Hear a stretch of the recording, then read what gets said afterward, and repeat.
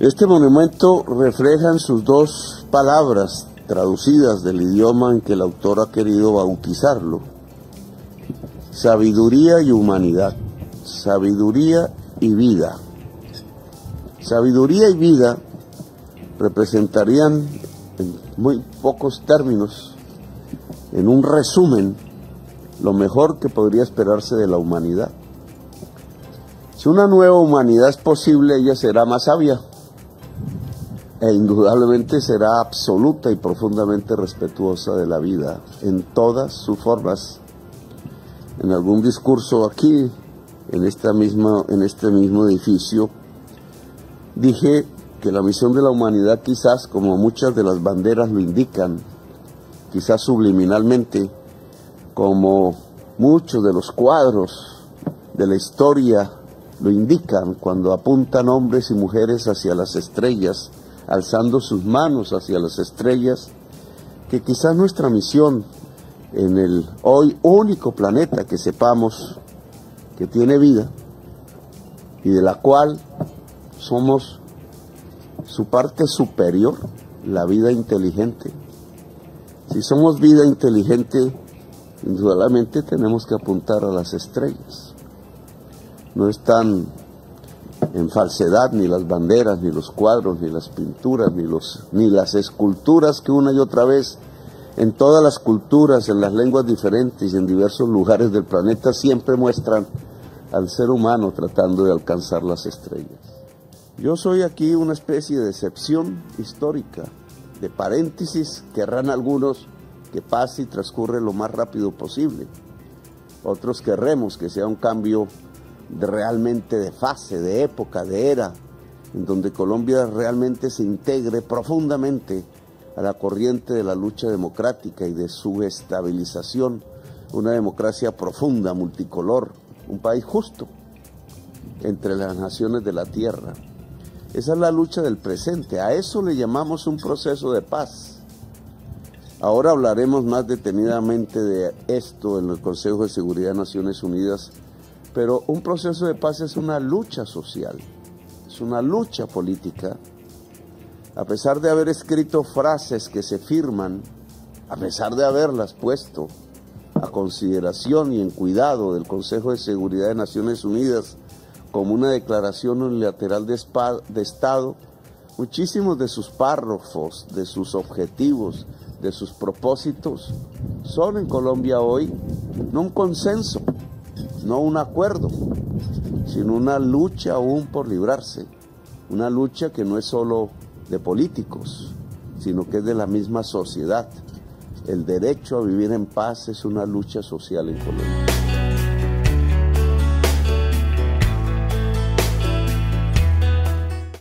Palabras del presidente Gustavo Petro en esa gira que está haciendo por los Estados Unidos antes de presentar el informe ante el Consejo de Seguridad de las Naciones Unidas, el informe que tiene que ver con la implementación del acuerdo de paz en Colombia, pues inauguró ese monumento. Ese monumento se llama, aquí vamos a ver la imagen del monumento, aquí lo vemos, a ustedes no lo están viendo, perdón, aquí vemos el monumento, vemos al presidente, a Bolívar, ahí está Laura Sarabia, en fin, el canciller. Pues ese monumento lleva por nombre Cusicausay. Cusicausay es una palabra quechua que significa sabiduría y vida, como lo escuchamos también en las propias palabras del presidente Gustavo Petro. Monumento creado por el artista Mario Opazo, es un artista chileno. Aquí tenemos la imagen también de Gustavo Petro con Mario Opazo, artista chileno, como lo digo, fue el creador de este monumento. También dice que la obra fue elaborada con el metal fundido de 1.4 toneladas de armas que las Naciones Unidas recibió después de firmado el proceso de paz.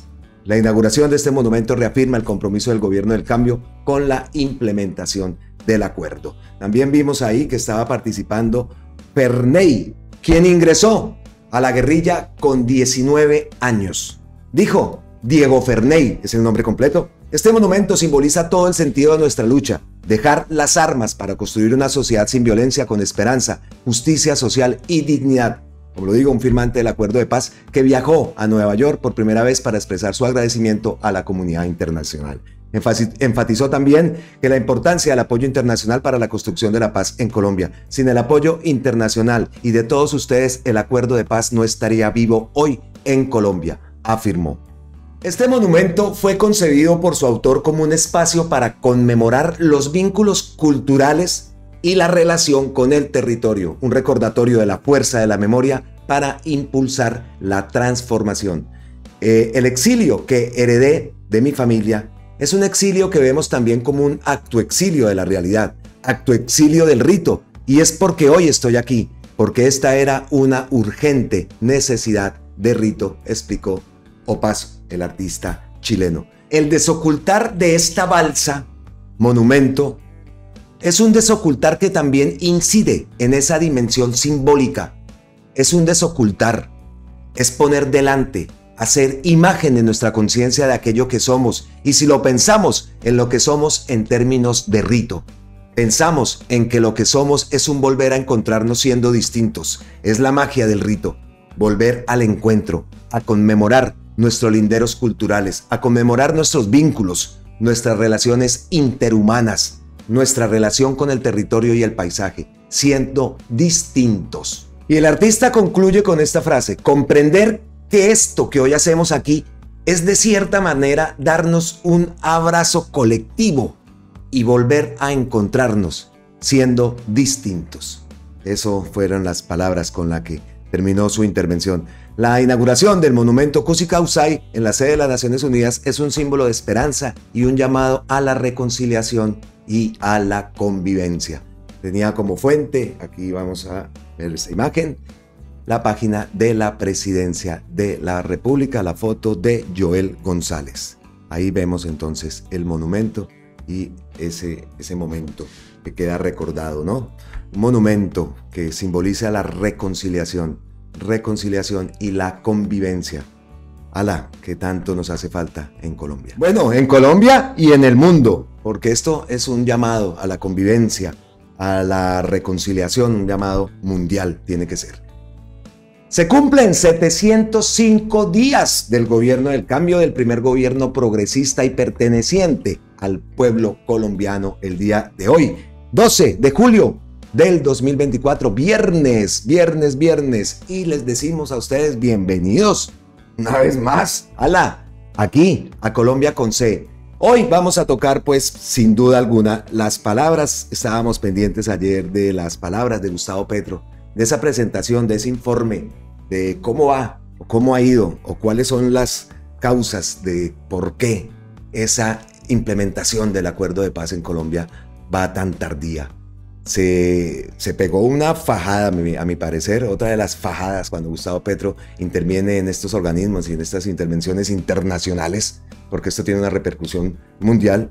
Cada vez que Gustavo Petro habla aquí ya vi la noticia en varios medios digitales, he visto las repercusiones que ha tenido las palabras de Gustavo Petro.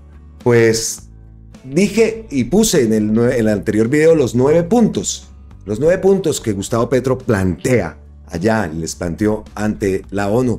Acá tenemos un post de Raúl Delgado. Vamos a ver a Raúl. Raúl, él es el director de la Agencia de Renovación del Territorio. El presidente Gustavo Petro le propuso al Consejo de Seguridad de Naciones Unidas una ruta clara para dar cumplimiento y acelerar la implementación del acuerdo de paz. En su discurso, afirmó que el presupuesto general de la nación se siguió ejecutando como si no se hubiese firmado el acuerdo de paz. Propuso, como parte de un acuerdo nacional, hacer reformas al plan de vigencias futuras, al sistema general de participaciones para que se prioricen las inversiones en los 170 municipios PEDET. Asimismo, la ampliación de la implementación del acuerdo de paz por 7 años, incluida la vigencia de los PEDET. Las comunidades de los territorios PEDET se sienten plenamente interpretadas con las propuestas hechas por el presidente del gobierno del cambio para avanzar en la transformación de los territorios excluidos como eje del acuerdo de paz y de la construcción de la paz total. Bueno, eso es lo que publica Raúl Delgado, como lo decimos, el director de la ART. También aquí en la página de la presidencia dice que ante el Consejo de Seguridad de Naciones Unidas el presidente anunció este jueves que presentará al Congreso de la República una propuesta de fast track, vía rápida, para modificar las leyes que permitan acelerar el cumplimiento del acuerdo de paz de 2016. Un procedimiento de fast track nos llevaría a reducir los plazos de tiempo para cumplir con efectividad el acuerdo de paz firmado. Lo vamos a presentar a la sociedad colombiana y al Congreso, pero quisiéramos dejarlo aquí refrendado ante ustedes, dijo el jefe de Estado. Eso lo tomamos de la página de la presidencia. Y entonces, pues vamos a ver este hilo, también de la presidencia, obviamente, donde nos expone esos 8 puntos. 8 puntos, yo había dicho 9 y son 8. 8 puntos claves que a mí me parece la intervención de Gustavo Petro me pareció muy clara y inmediatamente tuvo apoyos. Tengo aquí unos posts de Japón y de China que recibe los apoyos del gobierno colombiano. Entonces vamos a comenzar con ese hilo para que escuchemos. Los que no han visto el video, pues los invito a ver toda la intervención, sea en el canal, en la página del presidente. Ahí está ese discurso que dio ante el Consejo de Seguridad de la ONU. Entonces vamos con los primeros puntos. Aquí vamos. Entonces escuchamos Fast Track, ese mecanismo que permite aprobar las leyes de manera rápida para acelerar la implementación del acuerdo de paz y lograr cumplirlo. La propuesta que le va a hacer Gustavo Petro al Congreso, a las altas cortes y a la sociedad colombiana. Escuchémoslo. Yo contaba como un punto, como el primer punto, y después entonces vemos los 8. Entonces, escuchemos primero el Fast Track, lo que dijo Gustavo Petro. Proponemos lo siguiente para acelerar y para cumplir ante la humanidad como Estado y como sociedad colombiana. Tengo que perseverar en la idea de un pacto nacional, invitando al liderazgo político, social y económico de la mitad de la población que se ha opuesto al acuerdo de paz, a la paz, a la ya firmada y a la que aún queda por hacer. Eso es fundamental desde el punto de vista político. Yo no he querido romper completamente los espacios que quedan con lo que hoy llamaríamos nuestra oposición. La respetamos, hablamos con ella y la invitamos a que hagamos un acuerdo común para el cambio de las normas. He aquí el problema. No se quiere, obviamente, un acuerdo nacional, pero para no cambiar las normas. Y si esta es la sociedad más desigual del mundo, ¿cómo no se van a cambiar las normas? Las que tengan que ver con la construcción de la igualdad hay que construirlas. En el acuerdo de paz hay algunas. Por eso voy a proponerle al Congreso de Colombia y a las Cortes y a la sociedad, indudablemente, repetir un fast track. Le llamaron así en inglés, en Colombia, a un método más rápido para aprobar leyes en el Congreso de la República. Ya se hizo, pero los proyectos de aquella época, gobierno Santos, tuvieron que ver con las fases iniciales del acuerdo de paz con la FARC. Y ahora tenemos que presentar son los cambios de normas que permitan los productos del acuerdo de paz. Reforma rural integrada, plan de salud, plan de vivienda, etcétera, verdad integral, no fragmentada, integración del territorio al desarrollo nacional. Ya se van desvelando, ¿no? Los temas centrales de ese discurso que hablamos, que el discurso del 20 de julio, esperamos que sea un punto de inflexión para el país. Ese discurso, ya sabemos, va a estar basado en el acuerdo nacional, va a presentar ante el Congreso también ese programa de reactivación económica, lo hemos escuchado en toda esta semana anterior, y ahora vemos también una nueva fórmula, ¿no?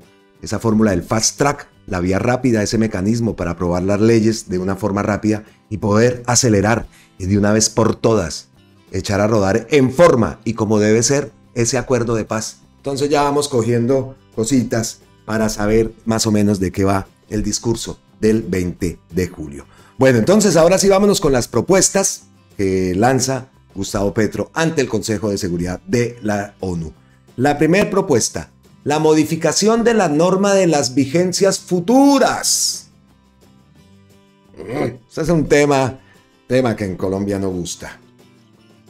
Y el plan fiscal de mediano plazo para financiar la inclusión territorial al desarrollo priorizado de inversión en los territorios. Entonces, escuchemos. Modificación de las normas de las vigencias futuras y el plan fiscal de mediano plazo que nos permita financiar la inclusión territorial al desarrollo, priorizando la inversión de los territorios.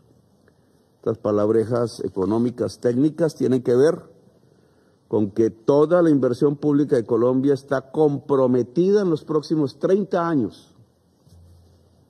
Ahí soy casi una figura decorativa frente al presupuesto, en una serie de obras, básicamente autopistas de 2 carriles ida y vuelta, que están al lado de las grandes ciudades más ricas de Colombia.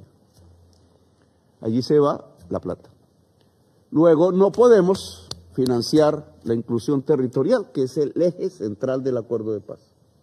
Esto implica un cambio de normas, que es lo que proponemos aquí, que en el plan de vigencia futura se incluya la financiación completa de la transformación del territorio en lo que tiene que ver con infraestructuras e inversiones públicas.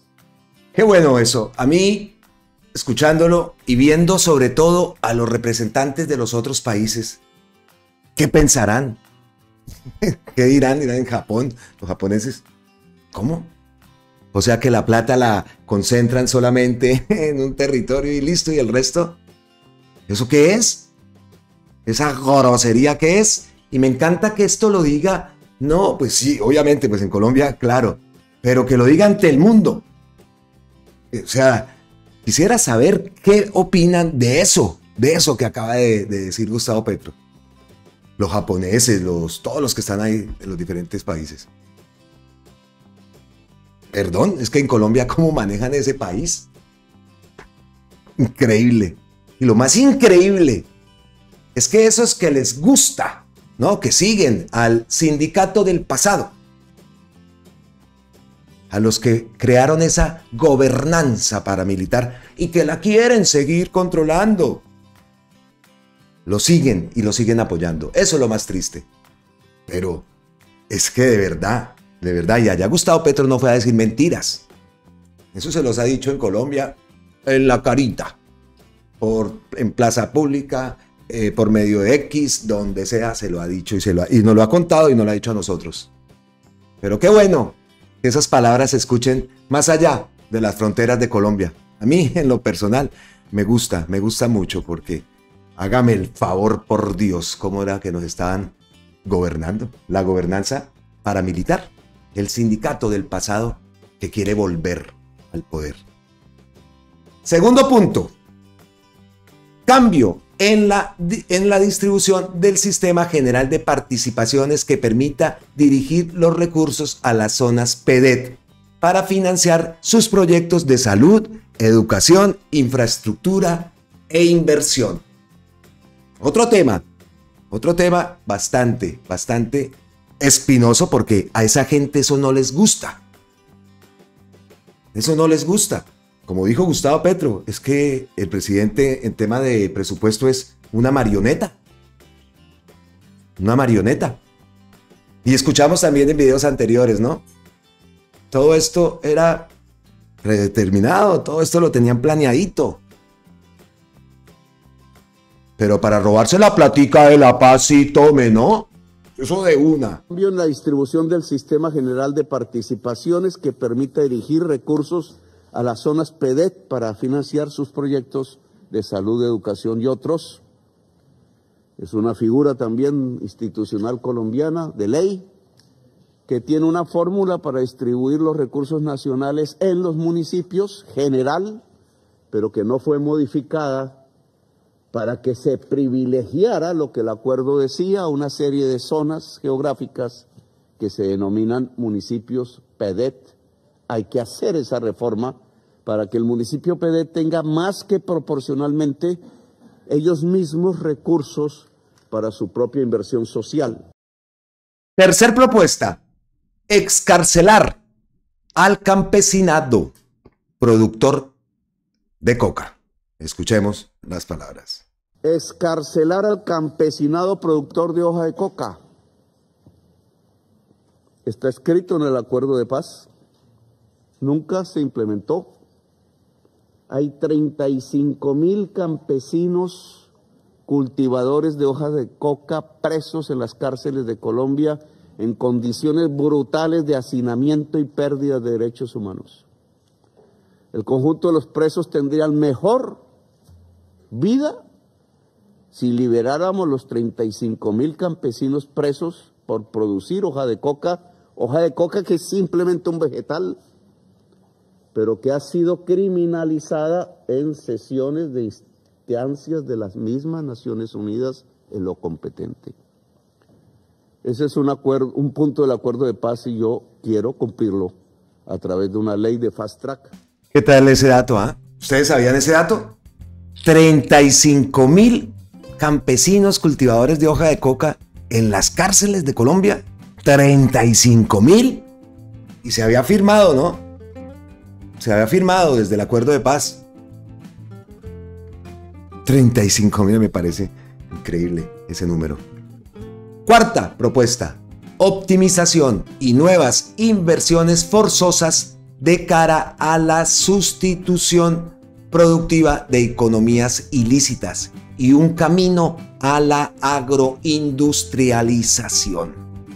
Escuchémoslo. Optimización y nuevas inversiones forzosas de cara a la sustitución productiva de economías ilícitas y un camino a la agroindustrialización. El PENIS, que tiene que ver con los cultivos de hoja de coca, se convirtió muy neoliberalmente en un programa de transferencias individual. Te mando a una región ajena 10 millones de pesos y cambias tu cultivo. Se hace desde Bogotá. Fracasó. De 90.000 acuerdos con campesinos, familias campesinas, solo se han cumplido 96. Estruendoso fracaso, que deriva de la forma como se hizo. Si nosotros hacemos un plan, le voy a llamar la palabra Marshall, de inversiones productivas en las zonas donde se produce la mayor parte de la cocaína del mundo, la que se vende en estas cuadras alrededor, podemos acabar en su mayor parte la oferta de cocaína para el mundo, porque el campesino productor de hoja de coca quiere producir cacao y volverlo chocolate, quiere producir maíz y volverlo harina, quiere pescar y volverlo harina de pescado, industrias frigoríficas, quiere sembrar árboles y volverlo muebles, quiere llevar esos muebles a China y traerlos a Estados Unidos y llevarlos a Europa. Eso se llama transformar la economía y se hace con capital.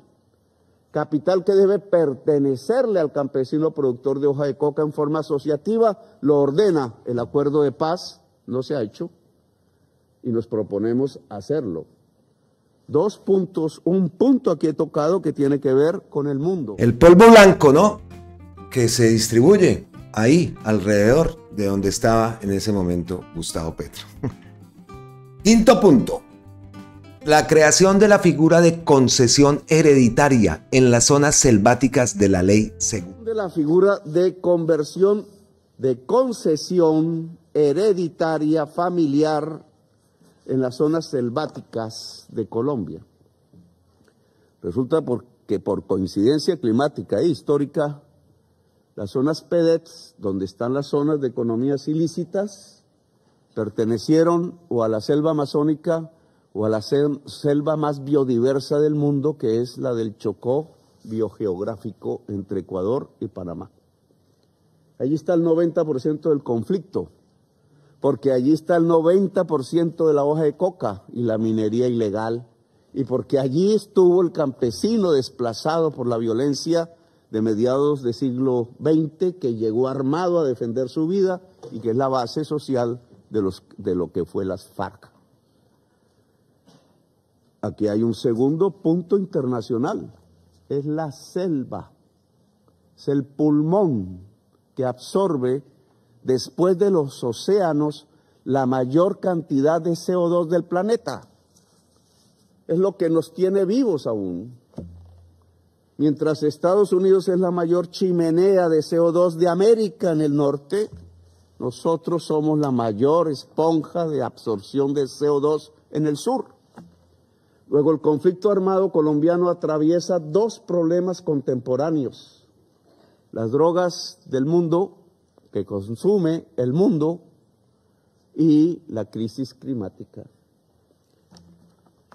Nosotros podemos hacer que ese campesinado productor de hoja de coca y esas formaciones armadas y esa sociedad allí puedan ayudar a que deje de ser productora de cocaína y pueda ayudar a que sea más absorbedora de CO2 del mundo. Sexto, una reforma agraria que contenga la modificación de las normas actuales para la compra administrativa express de tierras.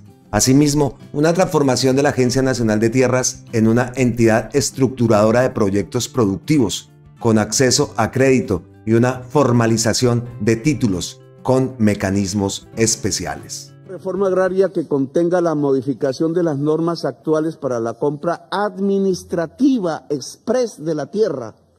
La ley actual no lo prohíbe, lo remite a los jueces y los jueces demoran décadas resolviendo el que una hacienda fértil pero improductiva pueda ser entregada al campesinado. Luego ese mecanismo hace que las 3 millones de hectáreas se vuelvan 13.000 en el pasado gobierno o 180.000 en el presente, y en perspectiva duraríamos 50 años en cumplir el acuerdo de paz que la FARC y el Estado determinaron para 10. Los campesinos de hoy morirían de viejos antes de tener tierra. Esa ha sido la forma como se ha impedido hacer una reforma agraria moderna sobre la tierra de Colombia, y por eso la tierra sigue fértil, sigue improductiva, 15 millones de hectáreas, construida en una tenencia feudal y con un beneficiario, no el único, central, los grandes narcotraficantes del país, que hacen de la tierra una caja de ahorros. Modificar las normas, por tanto, se vuelve fundamental. Séptimo punto. Sistema único de verdad, justicia y reparación y reconciliación para todos los actores del conflicto. Un sistema único de verdad, justicia, reparación y reconciliación para todos los actores del conflicto, paramilitares, terceros civiles, militares, guerrilleros, y dice el acuerdo de paz de la FARC, incluso organizaciones narcotraficantes que tengan que ver con el conflicto. Es la única manera de desarmar todos los espíritus que unos dejan las armas para que otros las cojan y poder producir un desarme generalizado en las zonas de conflicto del país. Y octavo punto, ampliar el plazo de implementación del acuerdo por 7 años más. Y las zonas PEDET, incluyendo las áreas de pobreza de las grandes ciudades de Colombia. Ampliar el plazo de implementación del acuerdo por 7 años más. Y las zonas PEDET del país, incluyendo las áreas de pobreza de las grandes ciudades de Colombia. Esos fueron los 8 puntos que propone Gustavo Petro para el cumplimiento y para acelerar ese cumplimiento del acuerdo de paz. Increíble, ¿no? Escuchando uno después estas intervenciones, increíble los errores tan garrafales que se cometieron. O sea, eso por ejemplo, el tema de las 3 millones de hectáreas con todo el tema de los jueces, eso ya se sabía que es así. El tema de la priorización del dinero, a dónde iba a ir, se robaron la plata de Locat Paz. O sea, de milagro, ese acuerdo pues todavía medio se mantiene, y de las cenizas prácticamente, Gustavo Petro ha mostrado una gran voluntad para lograr esa paz total. Hicieron trizas la paz, lo lograron. Es que vaya errores tan garrafales que se cometieron. Entonces, también nos queda claro, ¿no? Armamos el rompecabezas del discurso del 20 de julio, el acuerdo nacional, todos estos puntos seguramente los va a exponer, obviamente, para la implementación de ese fast track. Y leyendo también y escuchando los puntos, ¿en dónde carajos ustedes leyeron o escucharon algo que tenga que ver con acabar la JEP? ¿En dónde? ¿En dónde dice eso? En ningún lado. Y ya, esa derecha nefasta no ha terminado las palabras de Gustavo Petro y lo primero que salieron a decir es que está diciendo que se acabe la JEP. ¿Dónde? Ahora sí les digo, o sea, están preocupados por la JEP cuando son ellos mismos los que han atacado la JEP desde que se fundó. Entonces, esa es la derecha. Vimos ahí también en esas intervenciones también representantes de Mozambique, de Corea, de Japón, de China, de Ecuador. Pues tenemos las respuestas o las manifestaciones que hace por lo menos Japón. Vamos a ver qué dice Japón. Japón dice, aquí vemos la representante, estamos deseando que la JEP Colombia pronuncie su primera sentencia y finalice el proceso de justicia transicional integral. Esto traerá la sanación a las víctimas de la violencia y permitirá que se respeten sus derechos, a la vez que se van reconstruyendo las comunidades afectadas por los conflictos. Esto fue lo que dijo la representante de Japón ante el Consejo de Seguridad de Naciones Unidas. Y también tenemos acá a China. China dice que bajo el liderazgo del presidente Gustavo Petro, el gobierno de Colombia ha demostrado una voluntad política firme para la aplicación del acuerdo de paz y ha propuesto una política de paz total. China expresa su apoyo y agradecimiento por esa política. Representante de China ante el Consejo de Seguridad de Naciones Unidas. Bueno, y el día de hoy Gustavo Petro envía un post largo que habla de la JEP precisamente y dice lo siguiente: el Estado Social de Derecho que propuso la Constitución del 91 fue reemplazado en la práctica por la gobernanza paramilitar. Esa operación se hizo gracias a 200.000 muertos y 100.000 desaparecidos civiles, una guerra brutal que aún perdura en algunas regiones.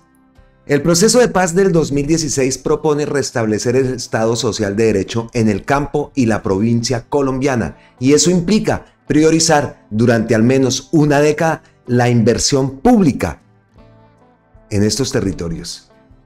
Ese pacto de paz con esas consecuencias fue elevado a declaración unilateral de Estado por el gobierno Santos ante la ONU. Implica que todo el Estado y la sociedad colombiana está obligada a hacerlo porque es un compromiso jurídico vinculante con el mundo entero. Por eso invité a algunos exjefes paramilitares a ser gestores de paz, verificar su propio acuerdo de paz con Uribe, lograr que la JEP sea el verdadero tribunal de cierre de la verdad como establece el acuerdo de paz del 2016 y ayudar a cumplir el objetivo de ese acuerdo de paz, que es lograr que el campo colombiano viva la paz y que el campesinado pueda vivir con mayor bienestar económico y en plenitud de sus derechos garantizados como ciudadanos y ciudadanas de Colombia. Cita un post aquí. Desmovilizado paramilitar Salvatore Mancuso. En las declaraciones con nuestro editor judicial Juan Carlos Giraldo, Mancuso se refiere a la infiltración de las autodefensas en el Congreso y, según él, en todos los estamentos del Estado. Congresistas responden a la voluntad narcoparamilitar de este país, y son muchos, y que en su poder, en el poder de voto de esos congresistas, está la reelección presidencial. Y entonces tenemos esta triste realidad, esta triste consecuencia. El presidente de la República es hoy un hombre secuestrado por los paramilitares, porque depende de los paramilitares, depende de los señores narcotraficantes sentados en la mesa de Santa Fe de Ralito, su propia reelección. Esas palabras que no les gusta, desde el 2004 por allá, se lo dijo, que no les gusta, impidieron para que esas palabras se vieran o que el país se enterara de eso. Ahí está la gobernanza paramilitar que tanto ha hablado. Recordemos, año 2004. Bueno, vamos ahora a otro tema. Esto sí, es otro tema, no lo vamos a considerar ñapitas. Es otro tema y tiene que ver con la unidad de gestión riesgos y desastres, carro tanques, Schneider, Pinilla y Olmedo López. ¿Qué ha pasado? Pues dice Schneider Pinilla que se va a someter a la justicia y le solicitó a la fiscalía que vele por mi vida. Sneider Pinilla.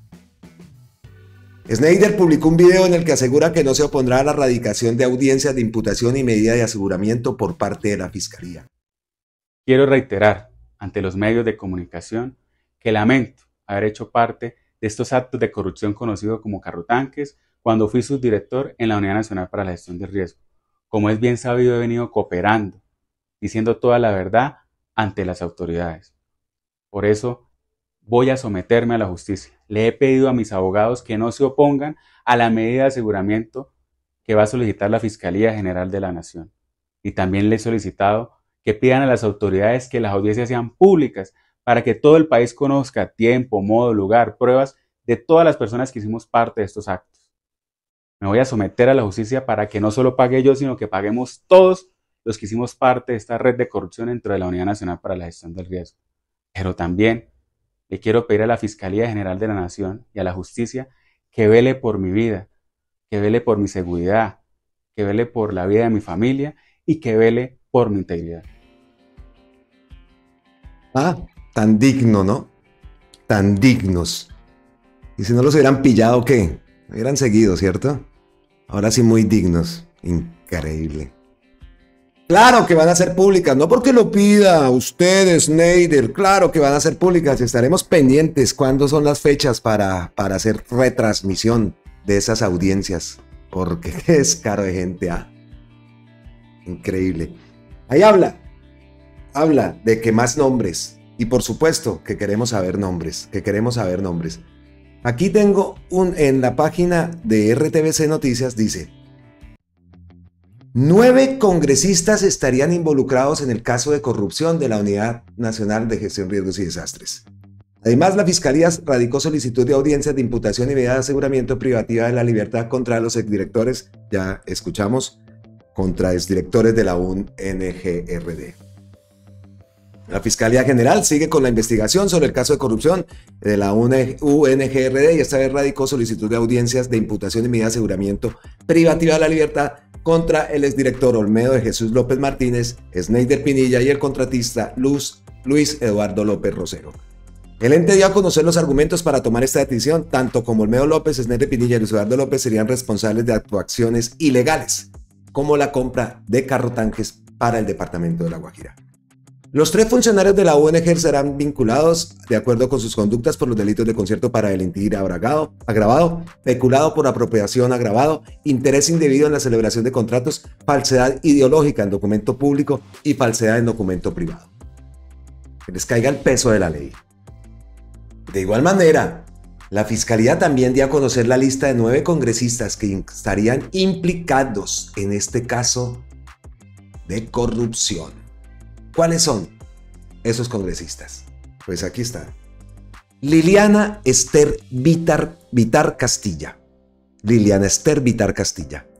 Julián Peinado Ramírez. Juan Diego Muñoz Cabrera. Iván Leonidas Name Vázquez. Andrés David Calle Aguas. Karen Astrid Manrique Olarte. Julio Elías Changuí Flores, Wadid Alberto Mansur Inbet y Juan Pablo Gallo Maya. Esos son los 9 nombres que publica la Fiscalía. Aquí vemos el documento que el mismo ente ha publicado y que lo publica también aquí la página de RTBC Noticias. Ahí están los 9 congresistas que estarían involucrados en ese caso de corrupción que tanto daño nos ha hecho, porque definitivamente ese caso nos ha hecho daño. Pero bueno, afortunadamente se descubrió a tiempo, afortunadamente parte del dinero se ha recuperado y esperamos que les caiga todo el peso de la ley. Y llegamos, como siempre, a la sección que no puede faltar en nuestro contenido aquí en Colombia con C, las ñapitas, las queridas ñapitas, el bonus track de nuestro contenido. Primer ñapita, vean este dato. Sabemos que Gustavo Petro es amante de los datos. Crece el campesinado en Colombia. El DANE Colombia presenta los nuevos datos sobre el campesinado colombiano a partir de los resultados de la Encuesta Nacional de Calidad de Vida, Encuesta de Cultura Política y de Mercado Laboral. Según el DANE, en 2023, 10.640.000 personas mayores de 15 años se identificaron como parte de la población campesina de Colombia, un aumento del 1.86% respecto al año anterior. De ellos, 5.479.000 son hombres y 5.160.000 son mujeres, con el grupo etario más representativo siendo el de 65 años y más. Hay 5.519.000 hogares campesinos, de los cuales el 40% están liderados por mujeres. Los departamentos con mayores porcentajes de población campesina son Bichada, Nariño y Chocó. El 97% de la población campesina está afiliada al Sistema General de Seguridad Social en salud. La tasa de desocupación de la población campesina fue del 8.9% con una brecha de género significativa, 6.8 para hombres y 13.1 para mujeres. El 84.7% de la población campesina se sintió segura al votar en las elecciones presidenciales del 2022. El 84.7%. Pero persisten barreras para su participación en cargos de elección popular. Poder constituyente.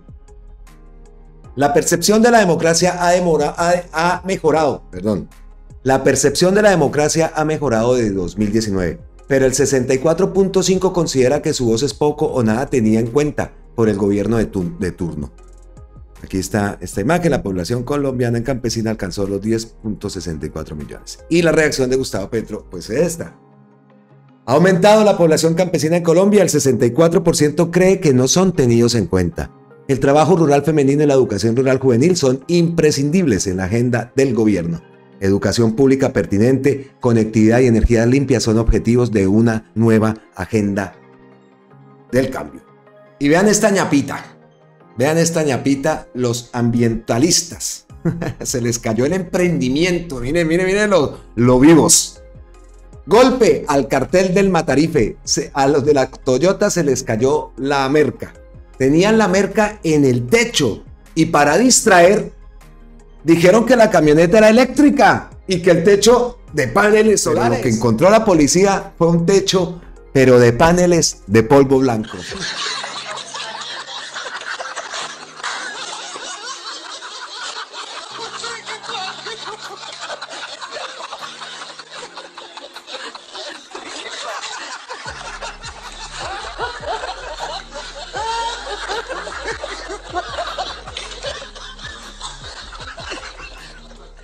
Tan creativos, ¿no? Estos ambientalistas. Dicen por aquí también, ya llegando al final de este video, róbense 360.000 millones de Ecopetrol, pero nunca diga, hijo de tantas. Róbese 70.000 millones para el internet de nuestros niños, pero nunca diga, hijo de tantas. Róbese 500.000 millones de La Paz, pero nunca diga, hijo de tantas.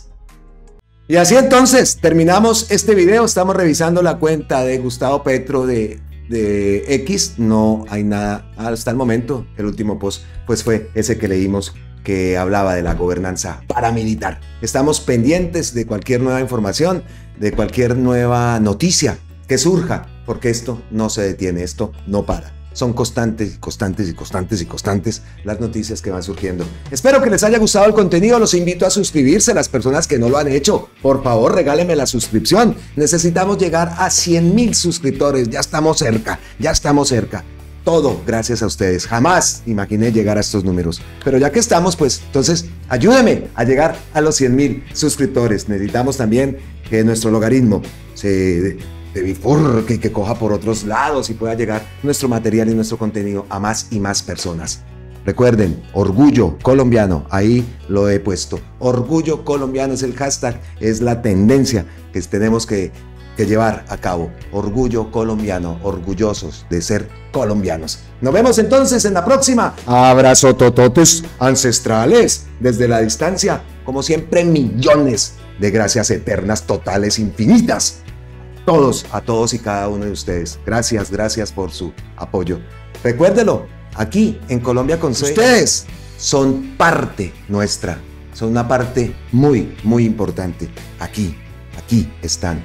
Permítanos ser parte de ustedes. Suscríbanse al canal. Ese es el apoyo que nosotros pedimos. Una suscripción, un like, un compartir. Es importante, como lo digo, para que nuestro trabajo llegue a más y más personas. Nos vemos entonces en la próxima. ¡Mua! ¡Chao! Miles y miles de bendiciones para todos. Y de nuevo, gracias, gracias, gracias. Tardaría horas enteras agradeciéndole a todos su apoyo.